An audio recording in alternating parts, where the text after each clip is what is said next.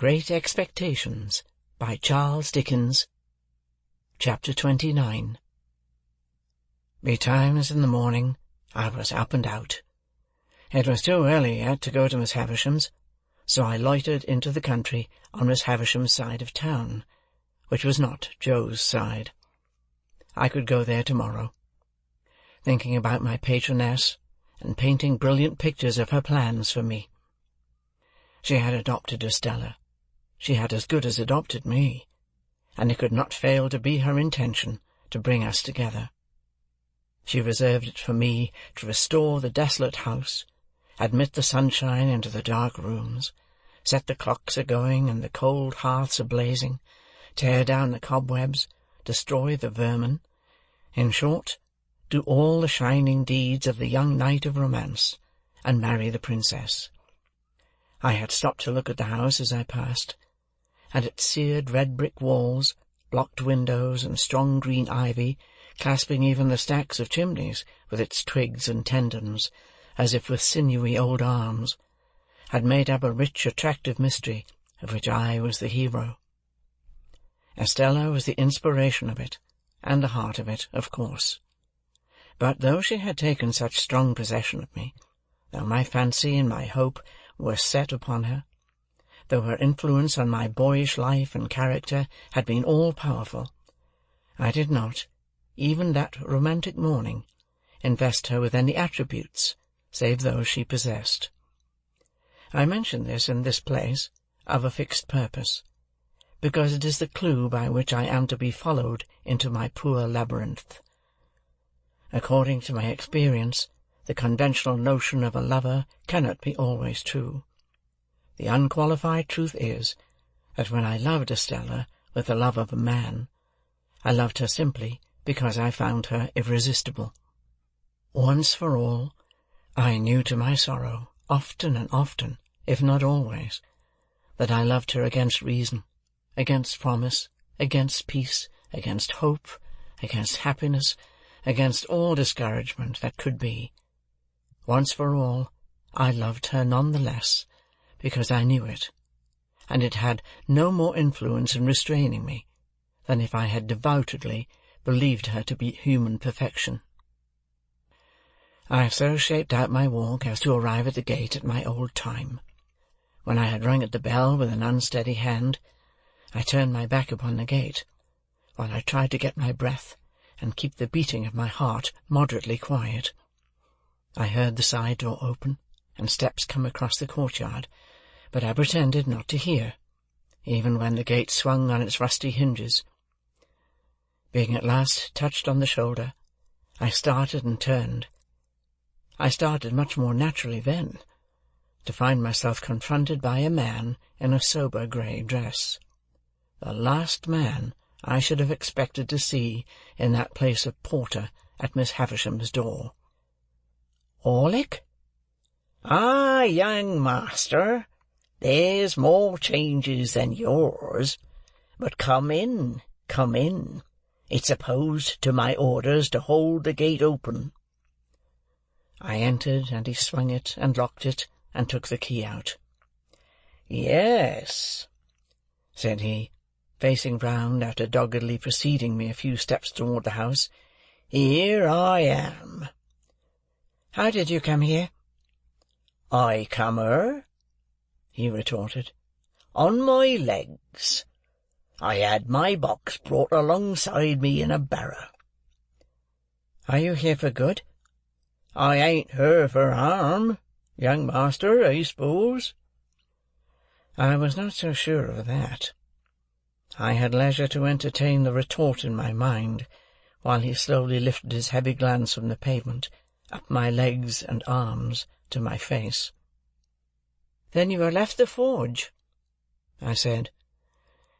"Do this look like a forge?" replied Orlick, sending his glance all round him with an air of injury. "Now, do it look like it?" I asked him how long he had left Gargery's forge.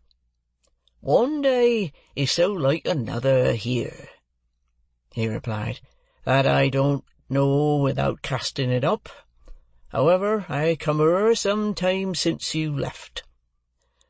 I could have told you that, Orlick." "Ah," said he dryly. "but then you've got to be a scholar." By this time we had come to the house, where I found his room to be one just within the side door, with a little window in it looking on the courtyard. In its small proportions, it was not unlike the kind of place usually assigned to a gate porter in Paris.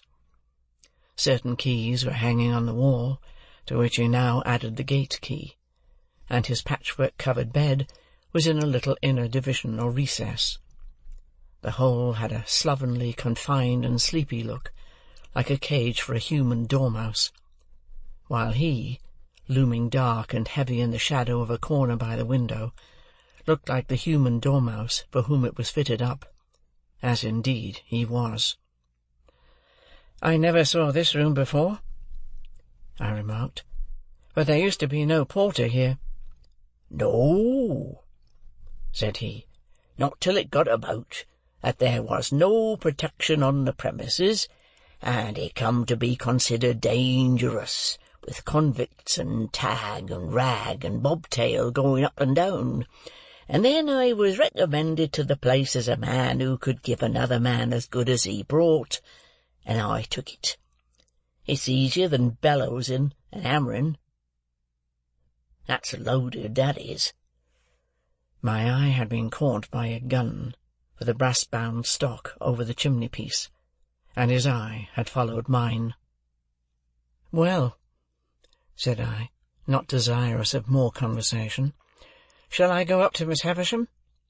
"Burn me if I know," he retorted, first stretching himself and then shaking himself. "My orders ends here, young master. I give this here bell a rap with this here hammer, and you go on along the passage till you meet somebody." "I am expected, I believe." "Burn me twice over if I can say," said he. Upon that, I turned down the long passage which I had first trodden in my thick boots, and he made his bell sound. At the end of the passage, while the bell was still reverberating, I found Sarah Pocket, who appeared to have now become constitutionally green and yellow by reason of me. "Oh," said she. "You, is it, Mr. Pip?" "It is, Miss Pocket. I'm glad to tell you that Mr. Pocket and family are all well." "Are they any wiser?" said Sarah, with a dismal shake of the head. "They had better be wiser than well. Ah, Matthew, Matthew, you know your way, sir?" Tolerably, for I had gone up the staircase in the dark many a time. I ascended it now, in lighter boots than of yore, and tapped in my old way at the door of Miss Havisham's room. "Pip's rap," I heard her say immediately. "Come in, Pip." She was in her chair, near the old table, in the old dress, with her two hands crossed on her stick, her chin resting on them, and her eyes on the fire. Sitting near her, with the white shoe that had never been worn, in her hand, and her head bent as she looked at it, was an elegant lady whom I had never seen. "Come in, Pip," Miss Havisham continued to mutter, without looking round or up. "Come in, Pip. How do you do, Pip? So you kiss my hand as if I were a queen, eh? Well?" She looked up at me suddenly, only moving her eyes, and repeated in a grimly playful manner, "Well?" "I heard, Miss Havisham," said I, rather at a loss, "that you were so kind as to wish me to come and see you, and I came directly." "Well?" The lady, whom I had never seen before, lifted up her eyes and looked archly at me, and then I saw that the eyes were Estella's eyes. But she was so much changed, was so much more beautiful, so much more womanly, in all things winning admiration, had made such wonderful advance, that I seemed to have made none. I fancied, as I looked at her, that I slipped hopelessly back into the coarse and common boy again, Oh, the sense of distance and disparity that came upon me, and the inaccessibility that came about her. She gave me her hand.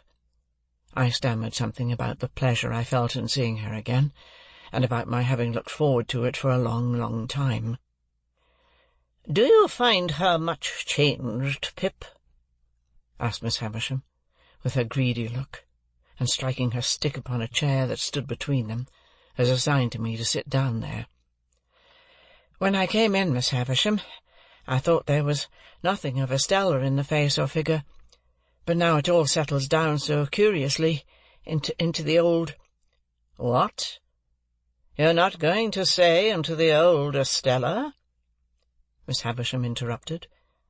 "She was proud and insulting, and you wanted to go away from her. Don't you remember?" I said confusedly that was long ago, and that I knew no better then, and the like. Estella smiled with perfect composure, and said she had no doubt of my having been quite right, and of her having been very disagreeable. "Is he changed?" Miss Havisham asked her. "Very much," said Estella, looking at me. "Less coarse and common?" said Miss Havisham, playing with Estella's hair. Estella laughed, and looked at the shoe in her hand, and laughed again, and looked at me, and put the shoe down. She treated me as a boy still, but she lured me on. We sat in the dreamy room among the old strange influences which had so wrought upon me, and I learned that she had but just come home from France, and that she was going to London. Proud and wilful as of old, she had brought those qualities into such subjection to her beauty that it was impossible and out of nature, or I thought so, to separate them from her beauty. Truly, it was impossible to dissociate her presence from all those wretched hankerings after money and gentility that had disturbed my boyhood, from all those ill-regulated aspirations that had first made me ashamed of home and Joe, from all those visions that had raised her face in the glowing fire, struck it out of the iron on the anvil, extracted it from the darkness of night to look in at the wooden window of the forge and flit away. In a word, it was impossible for me to separate her, in the past or in the present, from the innermost life of my life. It was settled that I should stay there all the rest of the day, and return to the hotel at night, and to London tomorrow. When we had conversed for a while, Miss Havisham sent us two out to walk in the neglected garden. On our coming in by and by, she said, I should wheel her about a little, as in times of yore. So, Estella and I went out into the garden by the gate through which I had strayed to my encounter with the pale young gentleman, now Herbert. I, trembling in spirit and worshipping the very hem of her dress; she, quite composed and most decidedly not worshipping the hem of mine. As we drew near to the place of encounter, she stopped and said, "I must have been a singular little creature to hide and see that fight that day, but I did, and I enjoyed it very much." "You rewarded me very much." "Did I?"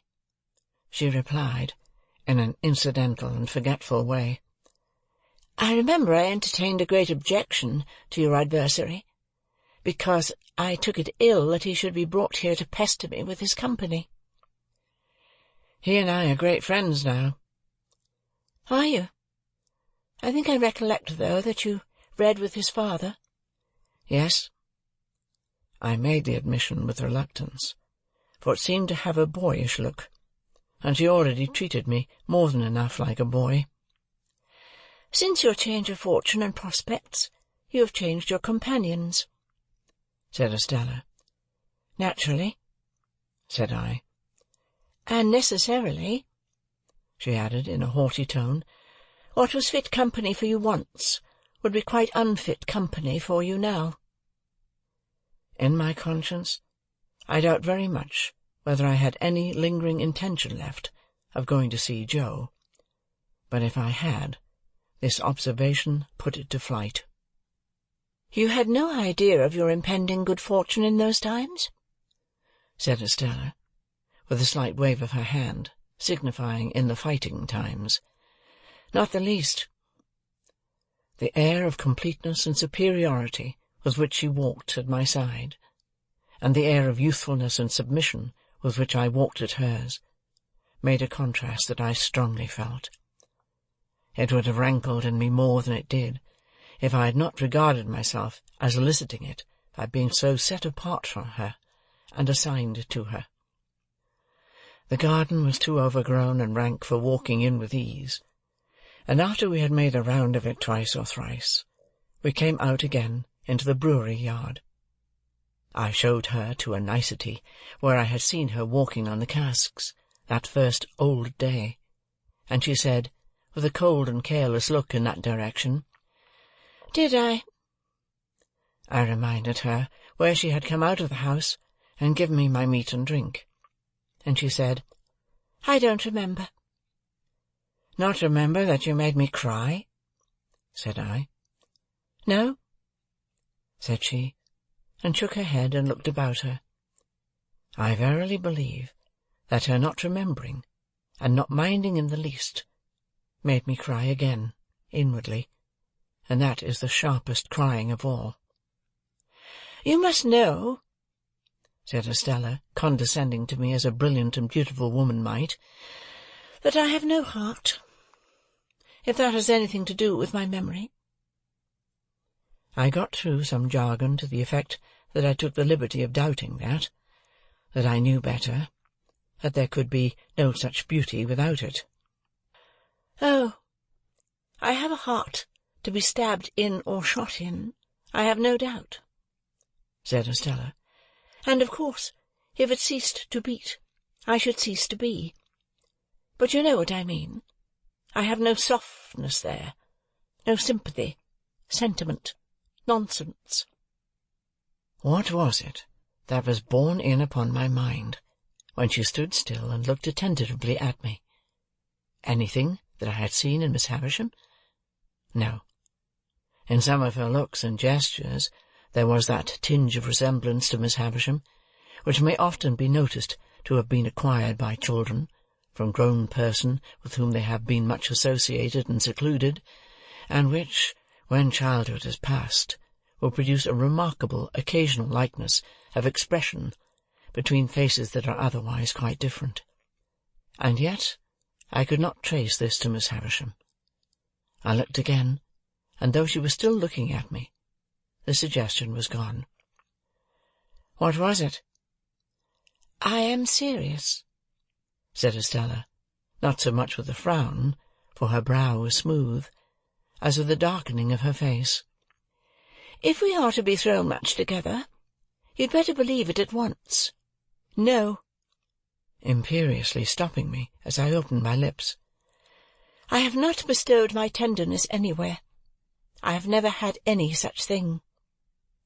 In another moment we were in the brewery so long disused, and she pointed to the high gallery where I had seen her going out on that same first day, and told me she remembered to have been up there, and to have seen me standing scared below. As my eyes followed her white hand, again the same dim suggestion that I could not possibly grasp crossed me. My involuntary start occasioned her to lay her hand upon my arm. Instantly the ghost passed once more, and was gone. "What was it? "What is the matter?" asked Estella. "Are you scared again?" "I should be, if I believed what you said just now," I replied, to turn it off. "Then you don't? Very well. It is said, at any rate. Miss Havisham will soon be expecting you at your old post, though I think that might be laid aside now with other old belongings. Let us make one more round of the garden, and then go in. Come, you shall not shed tears for my cruelty to-day. You shall be my page, and give me your shoulder." Her handsome dress had trailed upon the ground. She held it in one hand now, and with the other lightly touched my shoulder as we walked. We walked round the ruined garden twice or thrice more, and it was all in bloom for me. If the green and yellow growth of weed in the chinks of the old wall had been the most precious flowers that ever blew, it could not have been more cherished in my remembrance. There was no discrepancy of years between us, to remove her far from me. We were of nearly the same age, though of course the age told for more in her case than in mine. But the air of inaccessibility which her beauty and her manner gave her tormented me. In the midst of my delight, and at the height of the assurance, I felt that our patroness had chosen us for one another. Wretched boy! At last we went back into the house, and there I heard with surprise that my guardian had come down to see Miss Havisham on business, and would come back to dinner.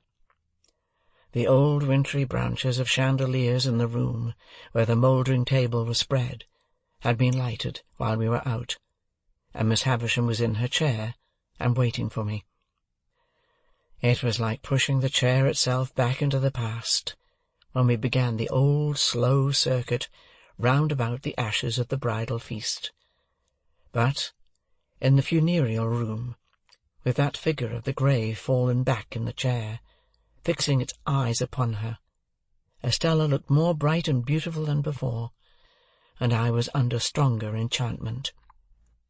The time so melted away that our early dinner hour drew close at hand, and Estella left us to prepare herself. We had stopped near the centre of the long table, and Miss Havisham, with one of her withered arms stretched out of the chair, rested that clenched hand upon the yellow cloth. As Estella looked back over her shoulder before going out at the door, Miss Havisham kissed that hand to her, with a ravenous intensity that was of its kind quite dreadful. Then, Estella being gone and we two left alone, she turned to me, and said in a whisper, "Is she beautiful, graceful, well-grown? Do you admire her?" "Everybody must who sees her, Miss Havisham." She drew an arm round my neck, and drew my head close down to hers, as she sat in the chair. "Love her, love her, love her. How does she use you?" Before I could answer, if I could have answered so difficult a question at all, she repeated, "Love her, love her, love her. If she favours you, love her. If she wounds you, love her. If she tears your heart to pieces, and as it gets older and stronger, it will tear deeper, love her, love her, love her." Never had I seen such passionate eagerness as was joined to her utterance of these words. I could feel the muscles of the thin arm round my neck swell with a vehemence that possessed her. "Hear me, Pip. I adopted her to be loved. I bred her and educated her to be loved. I developed her into what she is, that she might be loved. Love her." She said the word often enough, and there could be no doubt that she meant to say it. But if the often repeated word had been hate instead of love, despair, revenge, dire death, it could not have sounded from her lips more like a curse. "I'll tell you this," said she, in the same hurried, passionate whisper. "What real love is, it is blind devotion, unquestioning self-humiliation, utter submission, trust and belief against yourself and against the whole world, giving up your whole heart and soul to the smiter, as I did." When she came to that, and to a wild cry that followed that, I caught her round the waist. For she rose up in the chair, in her shroud of a dress, and struck at the air as if she would as soon have struck herself against the wall, and fallen dead. All this passed in a few seconds, as I drew her down into her chair, I was conscious of a scent that I knew, and turning, saw my guardian in the room. He always carried, I have not yet mentioned it, I think, a pocket-handkerchief of rich silk and of imposing proportions, which was of great value to him in his profession. I have seen him so terrify a client or a witness by ceremoniously unfolding this pocket-handkerchief, as if he were immediately going to blow his nose, and then pausing, as if he knew he should not have time to do it before such client or witness committed himself, that the self-committal has followed directly, quite as a matter of course. When I saw him in the room, he had this expressive pocket-handkerchief in both hands, and was looking at us. On meeting my eye, he said plainly, by a momentary and silent pause in that attitude, "Indeed? Singular," and then put the handkerchief to its right use with wonderful effect. Miss Havisham had seen him as soon as I, and was, like everybody else, afraid of him. She made a strong attempt to compose herself, and stammered that he was as punctual as ever. "As punctual as ever," he repeated, coming up to us. "How do you do, Pip? Shall I give you a ride, Miss Havisham? Once round? And so you are here, Pip." I told him when I had arrived, and how Miss Havisham had wished me to come and see Estella, to which he replied, "Ah, very fine young lady." Then he pushed Miss Havisham in her chair before him with one of his large hands, and put the other in his trousers pocket, as if the pocket were full of secrets. "Well, Pip, how often have you seen Miss Estella before?" said he, when he came to a stop. "How often?" "Ah, how many times? 10,000 times?" "Oh, certainly not so many." "Twice?" "Jaggers," interposed Miss Havisham, much to my relief, "leave my Pip alone, and go with him to your dinner." He complied, and we groped our way down the dark stairs together. While we were still on our way to those detached apartments across the paved yard at the back, he asked me how often I had seen Miss Havisham eat and drink, offering me a breadth of choice, as usual, between 100 times and once. I considered, and said, "Never." "And never will, Pip," he retorted with a frowning smile. "She has never allowed herself to be seen doing either, since she lived this present life of hers. She wanders about in the night, and then lays hands on such food as she takes." "Pray, sir," said I, "may I ask you a question?" "You may," said he, "and I may decline to answer it. Put your question." "Estella's name? Is it Havisham, or—" I had nothing to add. "Or what?" said he. "Is it Havisham?" "It is Havisham." This brought us to the dinner-table, where she and Sarah Pocket awaited us. Mr. Jaggers presided. Estella sat opposite to him. I faced my green and yellow friend. We dined very well, and were waited on by a maidservant whom I had never seen in all my comings and goings, but who, for anything I know, had been in that mysterious house the whole time. After dinner, a bottle of choice old port was placed before my guardian. He was evidently well acquainted with the vintage, and the two ladies left us. Anything to equal the determined reticence of Mr. Jaggers under that roof I never saw elsewhere, even in him. He kept his very looks to himself, and scarcely directed his eyes to Estella's face once during dinner. When she spoke to him, he listened, and in due course answered, but never looked at her, that I could see. On the other hand, she often looked at him, with interest and curiosity, if not distrust, but his face never showed the least consciousness. Throughout dinner he took a dry delight in making Sarah Pocket greener and yellower, by often referring in conversation with me to my expectations.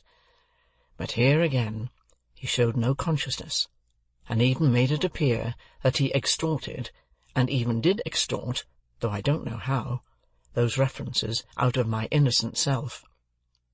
And when he and I were left alone together, he sat with an air upon him of general lying by, in consequence of information he possessed, that really was too much for me. He cross-examined his very wine, when he had nothing else in hand. He held it between himself and the candle, tasted the port, rolled it in his mouth, swallowed it, looked at his glass again, smelt the port, tried it, drank it, filled again, and cross-examined the glass again, until I was as nervous as if I had known the wine to be telling him something to my disadvantage.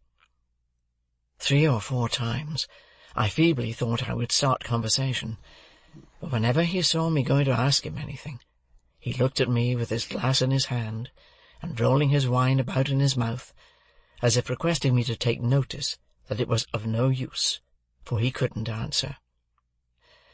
I think Miss Pocket was conscious that the sight of me involved her in the danger of being goaded to madness, and perhaps tearing off her cap, which was a very hideous one, in the nature of a muslin mop, and strewing the ground with her hair, which assuredly had never grown on her head. She did not appear when we afterwards went up to Miss Havisham's room, and we 4 played at whist. In the interval, Miss Havisham, in a fantastic way, had put some of the most beautiful jewels from her dressing-table into Estella's hair, and about her bosom and arms, and I saw even my guardian look at her from under his thick eyebrows, and raise them a little, when her loveliness was before him, with those rich flushes of glitter and colour in it. Of the manner and extent to which he took our trumps into custody, and came out with mean little cards at the ends of hands, before which the glory of our kings and queens was utterly abased, I say nothing, nor of the feeling that I had respecting his looking upon us personally in the light of 3 very obvious and poor riddles that he had found out long ago.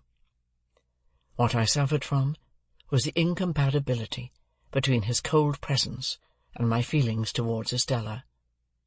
It was not that I knew I could never bear to speak to him about her, that I knew I could never bear to hear him creak his boots at her, that I knew I could never bear to see him wash his hands of her. It was that my admiration should be within a foot or 2 of him.